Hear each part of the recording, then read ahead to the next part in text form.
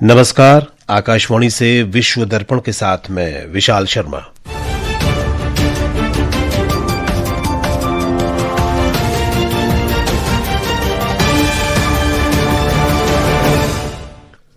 मुख्य समाचार। भारत ने कहा, हम शांति के पक्षधर, लेकिन जरूरत पड़ने पर दृढ़ता से कार्रवाई करेंगे। यूरोपीय नेताओं ने रूस यूक्रेन युद्ध समाप्त करने को लेकर अमेरिकी शांति योजना में प्रगति का स्वागत किया। पाकिस्तान के पेशावर में अर्धसैनिक बल मुख्यालय पर हुए हमले में 3 सुरक्षाकर्मी और 3 आत्मघाती हमलावर मारे गए। अफगानिस्तान के साथ व्यापार स्थगित होने से पाकिस्तान में जल्द खराब होने वाले खाद्य पदार्थों की कीमतें बढ़ीं। और बधिर ओलंपिक निशानेबाजी में प्रांजलि प्रशांत धूमल ने महिलाओं की 25 मीटर पिस्टल स्पर्धा में स्वर्ण पदक जीता।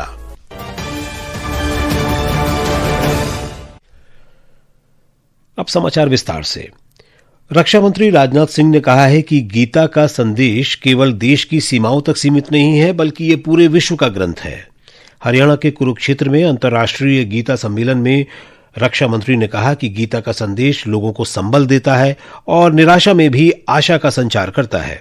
पहलगाम आतंकी हमले का उल्लेख करते हुए रक्षा मंत्री ने कहा कि हम शांति के पक्षधर हैं, लेकिन जरूरत पड़ने पर दृढ़ता से कार्रवाई करने में भी सक्षम हैं। पहलगाम का वह विभत्स क्षण आज भी राष्ट्रीय स्मृति को विचलित करता है। वह घटना भारत की शांति प्रियता को ही चुनौती नहीं थी। आतंकवादी और उनके सरपरस्त यह मान बैठे थे कि भारत की शालीनता उसकी कमजोरी है, लेकिन वे भूल गए भारत गीता का देश है, जहां करुणा भी है और युद्ध भूमि में धर्म की रक्षा की प्रेरणा भी है। जो लोग हमारी सहिष्णुता को कमजोरी समझ बैठे थे, उन्हें ऑपरेशन सिंदूर के माध्यम से भारत ने ऐसा जवाब दिया जिसे आज तक वह भूल नहीं पाए हैं। केंद्रीय मंत्री किरेन रिजिजू ने आज भूटान के प्रधानमंत्री शेरिंग तोब्गे से मुलाकात की। श्री रिजिजू ने कहा कि उनकी बातचीत भारत भूटान की मजबूत मित्रता और दोनों देशों के मूल्यों को दर्शाती है। श्री रिजिजू भगवान बुद्ध के पवित्र अवशेषों की वापसी के सिलसिले में एक प्रतिनिधिमंडल का नेतृत्व कर रहे हैं। यूरोपीय नेताओं ने रूस यूक्रेन युद्ध समाप्त करने के लिए अमेरिका के शांति प्रस्तावों पर जिनेवा में वार्ता में हुई प्रगति का स्वागत किया है। कल स्विट्जरलैंड में हुई बैठक में अमेरिका की 28 सूत्री शांति योजना पर चर्चा हुई।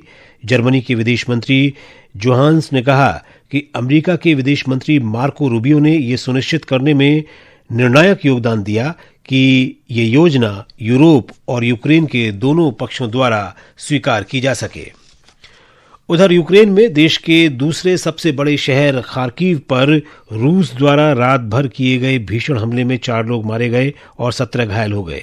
खार्किव के मेयर इगोर तेरेखोव ने एक बयान में कहा कि रात भर की गई बमबारी ने 3 जिलों शेवचेंकोव्स्की, साल्टिवस्की और खोलोदोनोरहिस्की को प्रभावित किया, जिससे व्यापक तबाही हुई है। ये घातक हमला ऐसे समय में हुआ है जब यूक्रेन जिनेवा में राजनयिक प्रयासों को तेज कर रहा है। पाकिस्तान अफगानिस्तान सीमा पर झड़प के कारण अफगानिस्तान से व्यापार स्थगित होने के बाद पाकिस्तान में फलों और सब्जियों की कीमतें आसमान छू रही हैं, जबकि पंजाब और खैबर पख्तूनख्वा प्रांतों में पोल्ट्री की कीमतों में भारी गिरावट आई है। मीडिया रिपोर्टों के अनुसार पाकिस्तान सड़क मार्ग से अफगानिस्तान से टमाटर, प्याज जैसी सब्जियां, फल और सूखे मेवे आयात करता है, लेकिन सीमाएं बंद होने के कारण कीमतें बढ़ गई हैं। पाकिस्तान में पेशावर के एक अर्धसैनिक बल मुख्यालय पर आज हुए आत्मघाती हमले में 3 सुरक्षाकर्मी मारे गए और 3 अन्य घायल हो गए। शहर के पुलिस प्रमुख मियां सईद ने बताया कि फेडरल कांस्टेबुलरी मुख्यालय पर हमला करने की कोशिश कर रहे 3 आत्मघाती हमलावर भी जवाबी गोलीबारी में मारे गए। खैबर पख्तूनख्वा के पुलिस महानिरीक्षक जुल्फिकार हमीद ने बताया कि एएफसी मुख्यालय के अंदर 2 आत्मघाती विस्फोट हुए, एक मुख्य द्वार पर और दूसरा परिसर में स्थित मोटरसाइकिल स्टैंड के पास। अस्पताल अधिकारियों के अनुसार हमले में 3 नागरिकों सहित 5 लोग घायल हुए हैं। मानवाधिकार संकट के बीच पाकिस्तान में बलूचिस्तान में हुई छापेमारी में पाकिस्तानी बलों ने 15 बलूच नागरिकों को हिरासत में लिया है। मानवाधिकार संगठन बलूच वॉइस फॉर जस्टिस ने बताया कि शुक्रवार को डेडा बुक्ती जिले में कई छापेमारी में पाकिस्तानी सुरक्षा बलों और आतंकरोधी विभाग ने लोगों को हिरासत में लिया। परिवारों ने डर, दबाव और किसी भी कानूनी प्रक्रिया तक पहुंच न होने की शिकायत की है। ये अंतर्राष्ट्रीय मानवाधिकार मानकों के अंतर्गत गंभीर चिंता का विषय है।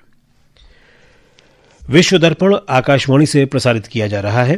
ताजा समाचार जानने के लिए आप हमारे social media handle x@AIR News Hindi को फॉलो कर सकते हैं।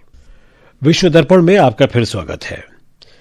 गोवा के पणजी में आयोजित भारतीय अंतर्राष्ट्रीय फिल्म महोत्सव इफी के 56वें संस्करण में आज क्लासिक फिल्म मुरलीवाला का विशेष प्रदर्शन किया गया। हमारे संवाददाता ने बताया है कि फिल्मोत्सव में देश विदेश की फिल्मों और क्षेत्रीय सिनेमा को प्रदर्शित करने के अलावा कई अलग अलग गतिविधियां आयोजित की जा रही हैं।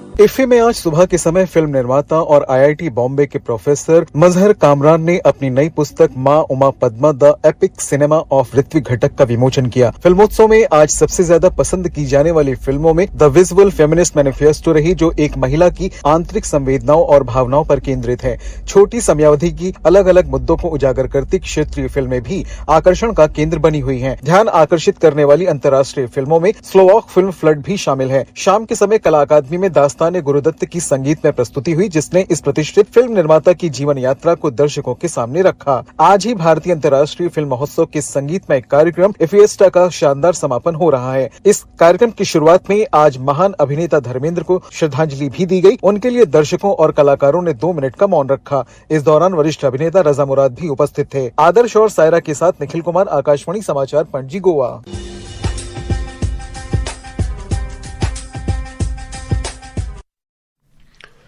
नेपाल सरकार के भौतिक अवसंरचना पुनर्निर्माण कोष को नेपाल के लाइफ इंश्योरेंस कॉर्पोरेशन से 1 करोड़ 1 लाख रुपए प्राप्त हुए हैं। इसी प्रकार F1 सॉफ्ट इंटरनेशनल ई सेवा और फोन पे पेमेंट सर्विस लिमिटेड के कर्मचारियों ने इस कोष में 75 लाख रुपए का योगदान दिया है। सरकार ने इस कोष की स्थापना उन भौतिक संरचनाओं के पुनर्निर्माण के लिए की है जो सितंबर में युवाओं के विरोध प्रदर्शनों के दौरान आगजनी और तोड़फोड़ से क्षतिग्रस्त हो गई थीं। मिस्र में आज लोगों ने संसदीय चुनाव के दूसरे चरण में मतदान किया, जबकि अधिकारियों ने नियमों के कथित उल्लंघन के कारण लगभग 2 दर्जन निर्वाचन क्षेत्रों में पहले चरण के नतीजे रद्द कर दिए। 2 चरण का मतदान ऐसे समय में हो रहा है जब सबसे अधिक आबादी वाला अरब देश बड़े सुधारों और बचत के उपायों को लागू करने की सरकारी कोशिशों के बावजूद खराब अर्थव्यवस्था से जूझ रहा है। 10 और 11 नवंबर को 14 प्रांतों में मतदान का पहला चरण संपन्न हुआ था, जिसमें गीजा और मेडिटेरियन पोर्ट सिटी अलेक्जेंड्रिया शामिल है। श्रीलंका के मौसम विभाग ने एक निम्न स्तरीय वायुमंडलीय विक्षोभ के कल तक निम्न दाब प्रणाली में विकसित होने की आशंका की चेतावनी जारी की है। अधिकारियों ने कहा है कि अगले कुछ दिन तक बारिश की स्थिति बनी रहेगी और देश के अधिकांश हिस्सों में बादल छाए रहेंगे। उत्तरी, उत्तर मध्य और पूर्वी प्रांतों में दिन भर बारिश या गरज के साथ बौछारें पड़ने का अनुमान है। टोक्यो में बधिर ओलंपिक निशानेबाजी प्रतियोगिता में भारत की प्रांजलि प्रशांत धूमल ने महिलाओं की 25 मीटर पिस्टल स्पर्धा में स्वर्ण पदक जीता है। प्रतियोगिता का ये उनका तीसरा पदक है। इससे पहले उन्होंने अभिनव देशवाल के साथ मिक्स्ड पिस्टल स्पर्धा में स्वर्ण और महिला एयर पिस्टल में रजत पदक जीता था। अंत में मुख्य समाचार एक बार फिर। भारत ने कहा, हम शांति के पक्षधर, लेकिन जरूरत पड़ने पर दृढ़ता से कार्रवाई करेंगे। यूरोपीय नेताओं ने रूस यूक्रेन युद्ध समाप्त करने को लेकर अमेरिकी शांति योजना में प्रगति का स्वागत किया। पाकिस्तान के पेशावर में अर्धसैनिक बल मुख्यालय पर हुए हमले में 3 सुरक्षाकर्मी और 3 आत्मघाती हमलावर मारे गए।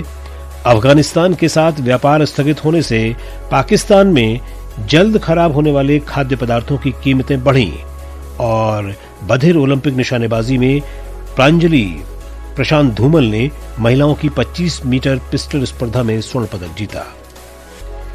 इसके साथ ही विश्व दर्पण का ये अंक समाप्त हुआ। नमस्कार।